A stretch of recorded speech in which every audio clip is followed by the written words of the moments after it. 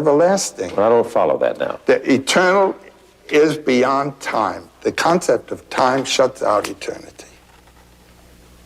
Time is our invention. Our experience, yeah. But the ultimate, unqualified mystery is beyond human experience. It becomes inflected. As they say, there is a condescension on the part of the infinite to the mind of man, and that is what looks like God. So whatever it is we experience, we have to express in language that is just not up to the occasion. That's it. It's That's inadequate. what poetry's for.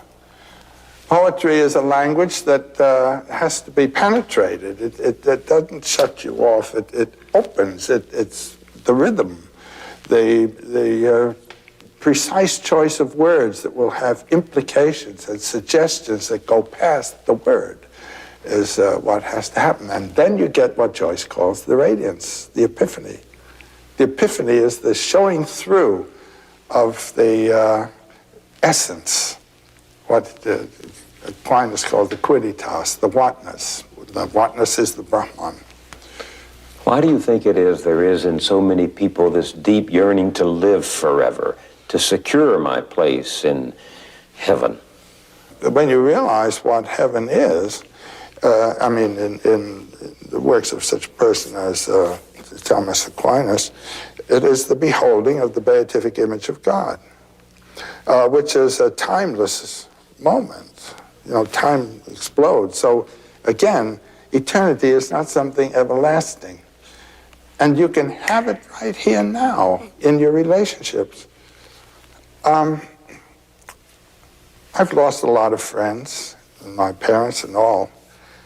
And a realization that has come to me very, very keenly is that I haven't lost them. That that moment when I was with them had an everlasting quality about it that is now still with me. What it gave me is still with me. And there's a kind of intimation of immortality in that. Do you see what I mean? Now, there's a wonderful work of Schopenhauer's. He says, when you reach a certain age, and he wrote this when he was, say, in his 60s or so, and look back over your life, it seems to have had an order. It seems to have had been composed by someone. And those events that, when they occurred, seemed merely accidental and occasional and just something that happened, turn out to be the main elements in a consistent plot. So he says, who composed this plot? And he said, and just as your dreams are composed by an aspect of yourself of which your consciousness is unaware, so your whole life has been composed by the will within you. And then he says, just as those people whom you met by chance became effective agents in the structuring of your life, so you have been an agent in the structuring of other lives.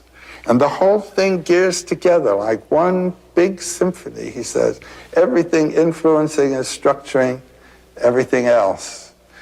And he said, it's as though our lives were the dream of a single dreamer in which all the dream characters are dreaming too, and so everything links to everything else, moved out of the will in nature.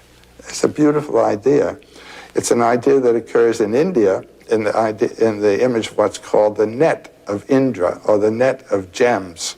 It's a net of gems where every gem reflects all the other ones.